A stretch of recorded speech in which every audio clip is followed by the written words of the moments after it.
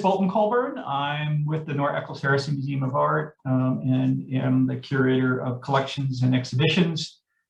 And I'm very pleased to have Dreek and Michael Zorinsky here, collectors that have given the Nora Eccles Harrison Museum of Art 19 pieces, which are currently in an exhibition at the museum and which will be up here through May 7th, 2022, titled The Zorinsky Gift. And we are meaning this talk as an additional source of information on the collection, and we'll be making it available to everybody online, and hopefully anytime we speak in the future about the Zorinskys. So with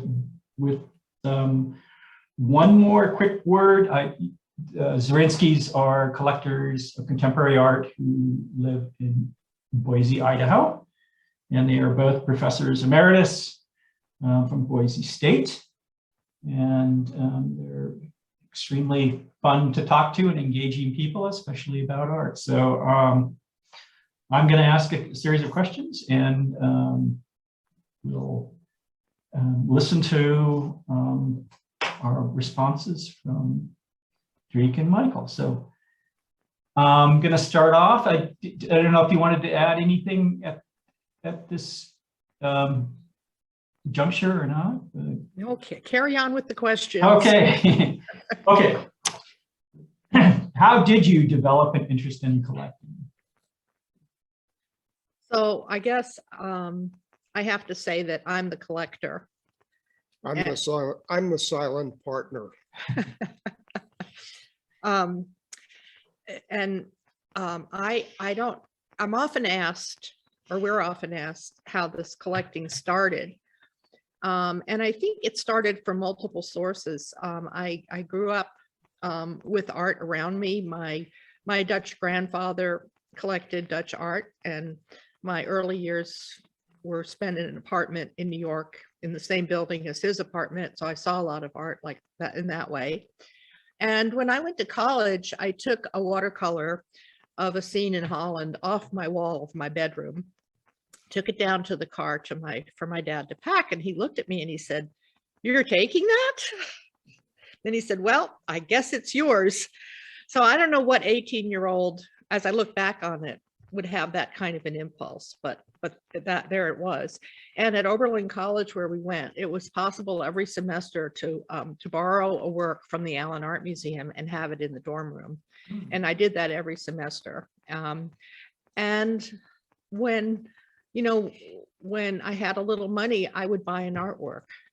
And so that's kind of how it started. Wow. Okay.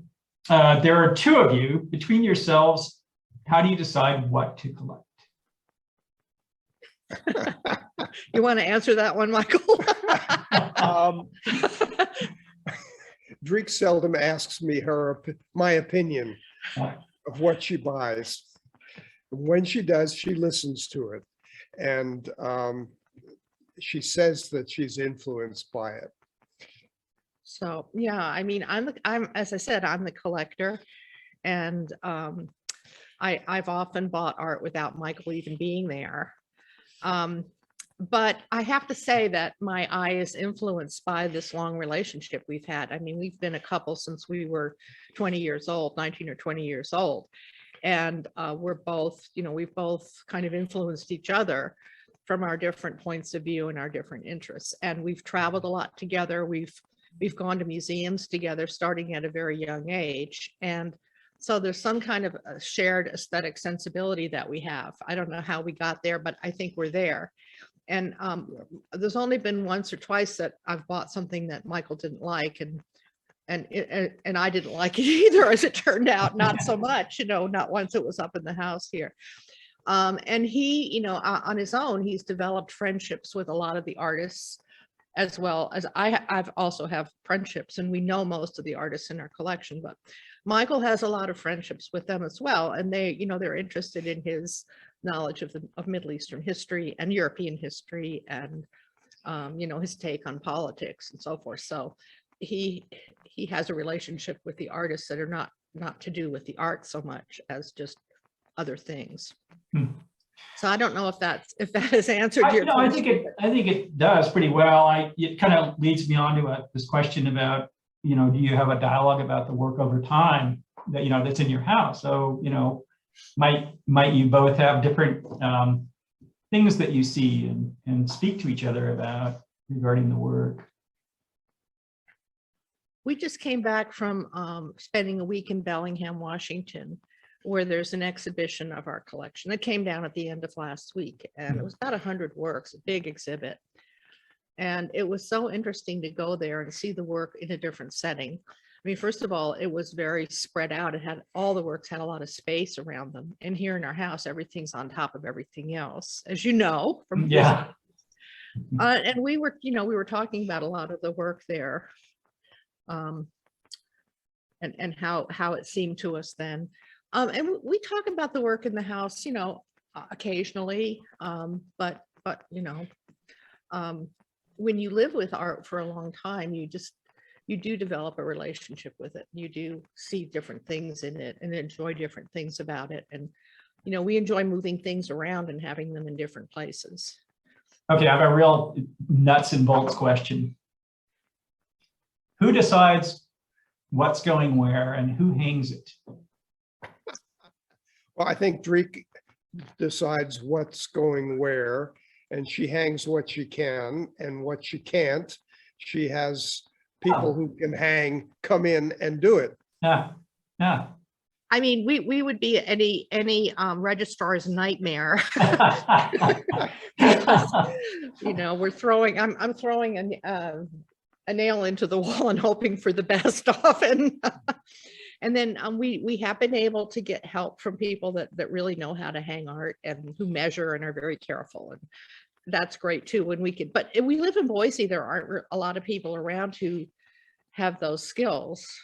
And if we buy something from a gallery here in town, they would be happy to come and hang it. But most, you know, a lot of the work that we buy is not locally bought, so that's a problem. And I mean, I talked to Michael about what we might put up. And, you know, as this work is coming back from Bellingham, we're deciding some things that we're going to put up that haven't been up in the house for a long time. And so, I mean, we do talk about it. So you rotate work quite a bit, it sounds like. Not a lot. There's some things that are, you know, have hardly moved since they've gone up. There are other spots in the house where we have moved things around, and it has to do with the size of space. So we only have a few really big spaces, and we do try to rotate some of the bigger works, and some of them are just really hard to put up. And once this a hung loop painting here that we've loaned out a lot of times, and we're just not going to lend it again because it's so hard to get it back up. I mean, I need 3 people. And there's a John Grade, which every time it got moved, broke and had to be repaired by John. Yeah. And Dreek proclaimed, "It's never moving again." So it's on the wall behind me, you can see. Yeah. Oh, Yes. boy. Yeah. Yeah. Huh. When did you start collecting the art of the Pacific Northwest? When we moved here, I mean, I don't think about the art in terms of where it's made or, you know, where the artist comes from. But I've tried to buy from artists that are here in Boise and in Idaho. And because I've collected a lot from galleries in Seattle and Portland, you know, they represent a whole big range of artists, but it includes artists that are from those cities and those regions. So, yeah, you know, because of where we are and what we see. what we see, that's why we've collected a lot of work from the Northwest. Yeah. And as it turns out, this is a very rich art making region, as are many regions of the United States. But our art world in the US is so New York centric. that this part of the world is kind of under recognized in the larger art world. And I think that that's changing to some extent, but it's this kind of an ongoing issue within the art world as a whole. I mean, I think there's a lot more interest in casting a wider net for good artists today than there was when we started collecting like 50 years ago. So there you have it. Yeah. Do you acquire directly from the artist or from galleries? Or? We acquire from galleries. Mhm. I think it's important to support galleries as well as artists, because without galleries, there wouldn't be artist exhibitions, and the galleries bear the cost of mounting an exhibition, advertising it, holding openings, all that. And I think that's a really important part of the whole process, of the whole fabric of the art world. I don't know if we've ever bought directly from an Well, artist. from David. Oh, yeah, there are a David couple of Ehrhardt. artists that, you know, when they're broke, they call me and said, Drake, would you buy a painting? But there are only a couple like that, you know. Huh. Wow. And I think we gave you a David Ehrhardt painting, That's right. and he's an artist. He's an extraordinary artist who's never had gallery He representation. doesn't want. Hmm. He doesn't gallery. want it. Oh, okay. Huh. And so he's, you know, he sells directly to people. He worked here in Boise for many years. A lot of people in Boise own work by him, and now he works in Portland. And you know, but people learn about his work and they go and they buy work from him. But Interesting. I think he's quite unique in that. That sense. And I think he would probably be much more recognized if he had worked through the gallery system, but he's resisted that. Huh. Does your collection have a theme, and how would you describe it? Eclectic, what we see and like, Drake buys. Well, so it's over 1,000 works in total that we've collected. And so I would say there are lots of different themes and currents through the collection. And somebody pointed this out to us, and now I'm quite aware of it, that a lot of the artists we've collected are what I call third culture people, in that they have one foot in one culture and one foot in another. So quite a few of the artists I've collected are immigrants to the United States, and their work is definitely American art. You wouldn't say it was Chinese art or Pakistani art or German art, but it's definitely influenced by that background of the artist. And it's interesting because that's our story too. You know, we're both pretty much third culture people in our backgrounds. And so that's one theme. There, you know, the exhibit that's up in Bellingham is called Up Close and Personal, and it's all portraits, self-portraits, and body images. So that's a kind of sweep that goes through our collection. And if you just saw that, you would think that we only collected figures. And we do have a lot of figures in our collection. But for one thing, we collect in a lot of different media. We don't just collect paintings. We collect also sculpture, drawing, video. I can't think of anything else. I think that pretty much covers it. Not really photography so much, although we have quite a few photography-based works. Mhm. And then Well, I'd add too that one of the things that interests me, perhaps more than Drake, is the politics of the world. I mean, I was an undergraduate politics major, and I think that there's a meshing between this third culture aspect of the artists that we've collected, and whether it's explicit or not, and it's never blatant, there's a political sensibility to some of the work that I think is something that grows out of our experience and the experience of the artists. And it's what appeals to me in particular about a lot of the work. yeah, that's a good point. And just to follow up on that, I think oftentimes when I do buy work, it has to do with the backstory. You know, the the particular situation that inspired the artist to make the work, or, you know, their personal story, or, y- I don't know, trying to think of an artwork that you have that might bring some of that backstory, the interest in the backstory. Well, I mean, you've got the Earhart certainly is that in that camp, but there's also an artist that is also from your area, the Stephanie Wild. She's Oh, yeah. Yeah. she's got an interesting backstory. Yeah, I mean, she's a Utah-born artist, Mhm. and she's you know, really, that in that particular piece, it's like a maze behind the birds walking. Yeah, so there's always this complex storyline that she's trying to unravel with her work. Right, yeah. So how did you decide on giving works of art to the Nora Eccles Harrison Museum of Art? So we're giving our collection away to various institutions and trying to find a good match for the work and the place. And one of the things we decided to do was to give work in places where family and friends live. And we also have an interest in giving works to teaching museums, which the Nora Eccles Harrison Museum is, you know, starting to become a very active teaching museum as well. And so our niece and nephew, Ben Gunsberg and Andrea Melnick, live in Logan. Ben teaches at Utah State in the English department. He's a poet and an English educator, and their kids are in school there. And also Michael's sister and her husband have a condo in Logan and try to spend a good part of the year there. They haven't been there for a few years, but they'll be back. And that's Leslie and Ron Melnick. Right. Yeah, some of your visitors may know them as well.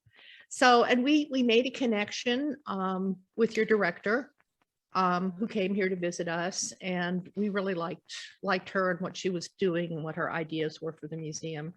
So we started with just one gift that seemed like the photograph of the spiral jetty.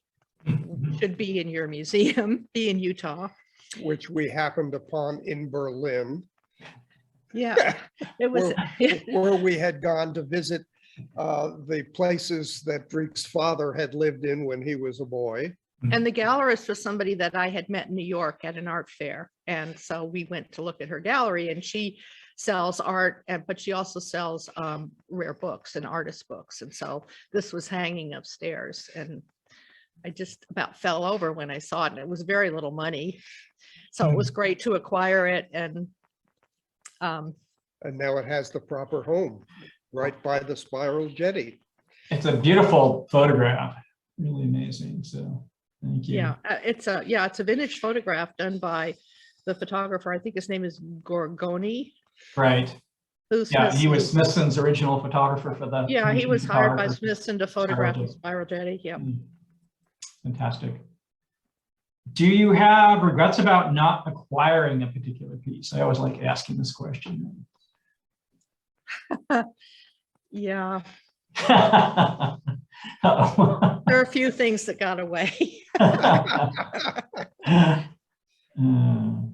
I think it's more, I've become aware of artists that I can't afford to acquire. So most of the work we've bought from artists when they were young and early in their career, before they had any particular kind of reputation. I don't care about that at all. I know a lot of collectors do. They wait until somebody's had a museum exhibit, or, you know, until they're with a certain kind of gallery, but that's not my MO. And so I regret some artists that I wasn't able to acquire because I didn't learn about them early enough to be able to afford them. Okay, that's a good answer. Of the pieces that you gave to the Nora Eccles Harrison Museum of Art, which was the hardest to part with? Well, I don't know. I can't remember. I mean, the things that are hard to part with, I'm not parting with. No, I know you have designs on our Catherine Spence red-tailed hawk, Right. but I'm not, I'm going to go out feet first before that's going out of the house. But it's promised to you, so it'll come there eventually. Every piece is hard to part with because, because I'm invested emotionally and intellectually in it. But we know that we want to give things away. We can't be buried with them. That's what I tell people. And it's been a whole interesting process to figure out, where things should go and where they fit the best and where they will be used well and so forth. So, so there's always a little bit of sorrow at seeing things going out the door, but also happiness at the same time, satisfaction, I should say. We can always come to the museum and visit. That's true. So this kind of leads in your response, just led in nicely to the next question, which is, and it's a little bit redundant, but that's okay. We know you're gifting your collection to museums all over the world, which is a pretty unique approach. Can you tell us where you are gifting parts of your collection and how you decided to place the work there? Drake.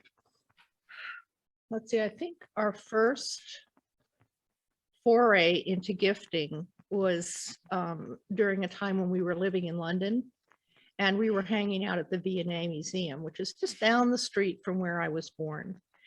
And we wanted to give them something from the Northwest in honor of our parents, in honor of my parents who were living in London during the war. And it was kind of hard to get their attention. Well, I'll tell this story. So finally, I just called the director's office and said that I had some artwork I wanted to give away. And the secretary or receptionist said, well, who are some of the artists you have in your collection? So I ripped off 3 or 4 of the biggest names I could think of. And so 20 minutes later, she called back and said, the director will see you tomorrow morning. Will 11 o'clock work for you? So we went in and we actually had a catalog from an exhibit that had been done from our collection. And so they were all flipping through that and they were very interested in the British artists. So I said, well, our concept was to give the British artists to an American institution and to give you work from the part of the world that we live in. So they said, oh, well, that works. And so the curator of Prints and Drawings came out to Boise and came and had a look, and we're in the process of sending them work from the Northwest. And in the meantime, we've given all our British artists to the Yale Center for British Art. Oh, yeah. And they took, I don't know, about 40 works, I think, because we've collected a lot in England. And so that's great because the artists are alive, most of them, almost all are still alive. And so we're able to talk to them about where things are going and get their feedback. And sometimes their ideas about where they would like their work to be placed. So the artists are often part of the conversation as well. And the Yale Center for British Art, again, Michael's nephew lives in New Haven and his sister and her husband also have a place in New Haven. So that was a good connection. And we have a lot of connections to Yale through family members and friends that have gone to school there. And the former director of the museum at Oberlin is now the director at the Yale Art Museum. And so it's one of those kind of good fits. And the curators from the Yale Center for British Art came out en masse and looked at everything and wanted it all, which is it's so gratifying, that museums want the work that I've collected, without paying attention to how famous the artists are. So it's very affirming in that way. And so we've given work to places like Portland and Seattle Art Museum, to the Whatcom Museum in Bellingham. And Oberlin.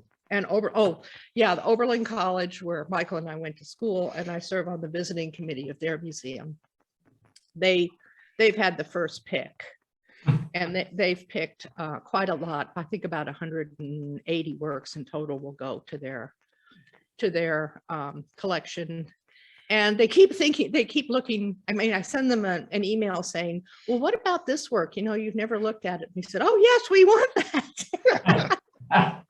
So that's an ongoing conversation. And they just do a remarkable job there.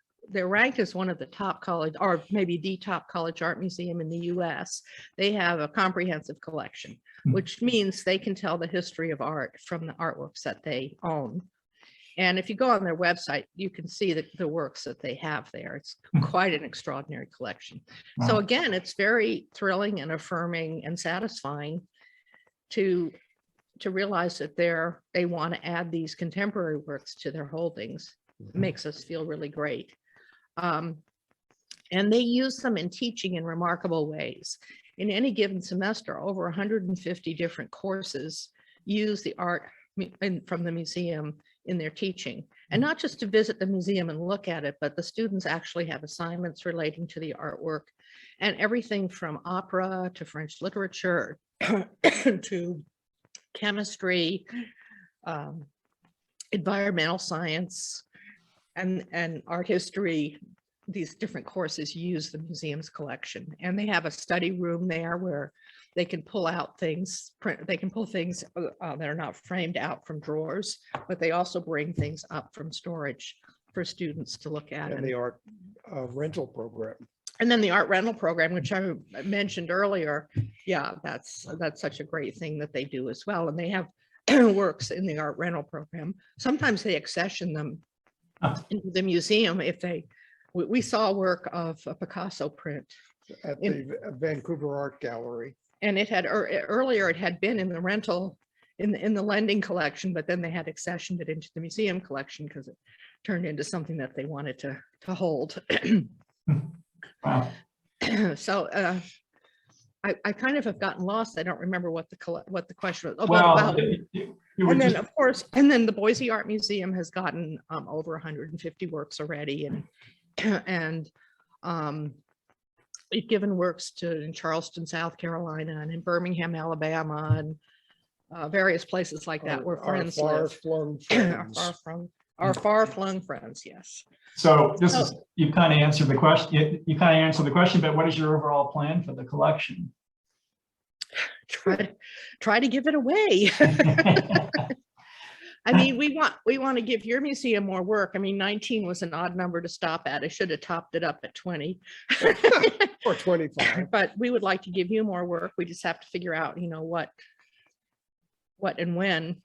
Yeah, yeah. So your overall plans to give your entire collection away eventually, right? Yes, exactly. It's pretty amazing. Well, I don't know We what can't the take it with alternative us. is. What's the alternative? It has to Yeah. go somewhere. Well, a lot of people do hold on to their collections until, the end, and sometimes they don't have plans for what to do with it afterwards. So you've got a really interesting approach that is different than most collectors that I know. So it's great. So here's my last question. Are you still collecting? And has your focus changed over the years? And what are you collecting now? Well, I've spent all my money. And but we've bought a couple of things. We're buying prints from Crow Shadow. Yes. Crow Shadow Institute of the Arts in Pendleton, Oregon it's on the Umatilla Reservation. It's the most extraordinary arts organization. They have a master printer there, which is somebody who has like a PhD in printmaking from Tamarind, is where she studied.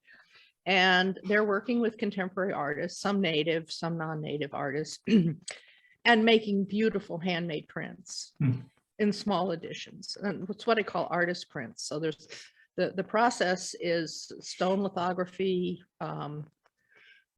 other kinds of lithography, lino cut, all kinds of processes that they use there. And so I can support them and a museum with the same stroke by buying a suite of prints and giving it to a museum. So we've been doing that quite a bit.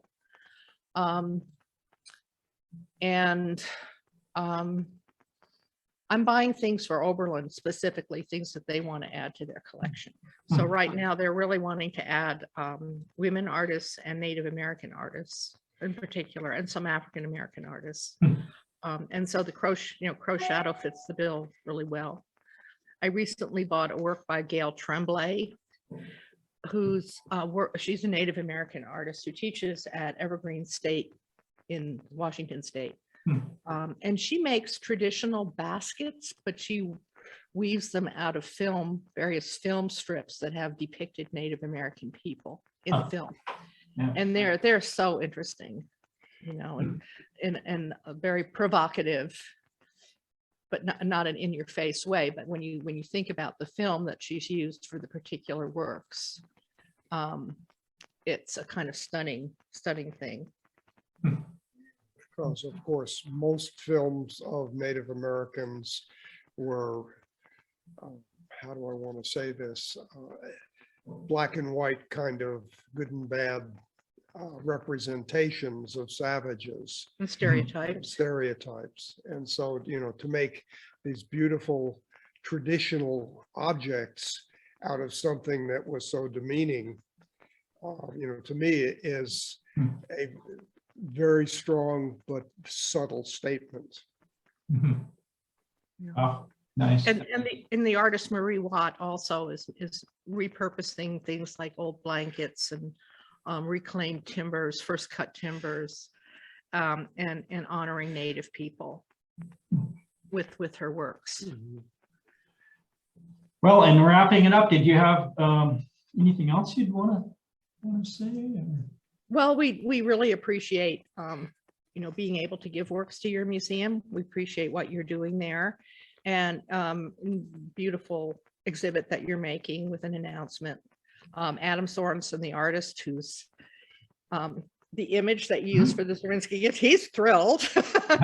And then I noticed that you also used the Hung Lu image that we gave you for your for the exhibition. So that's great. I mean, it's great that you think enough of these works to use them in that way. Oh, absolutely. No, thank you for your generosity to us. It's been really nice to be able to add on contemporary work by artists that you've been collecting, especially from the, you know, that represent the Northwest. So, yeah. So, I mean, I remember Katie saying that you had Western art that you focused on in your collection. And, you know, to me, Western art is, in my head, it's depictions of the Old West. It's cowboys and Indians and desert landscapes and the like. But when I learned more about your museum, a lot of the artists are from the American West, and many of them from California, I have to say. So I thought, you know, the West is a big and diverse place. I don't know how you geographically defined West, but, you know, to add some works that are from the states, from Utah, and also from states like Idaho and Oregon and Washington, I think is kind of a good expansion of the idea of what a collection of Western art is today. Yeah, it certainly is. And I think we are very California heavy.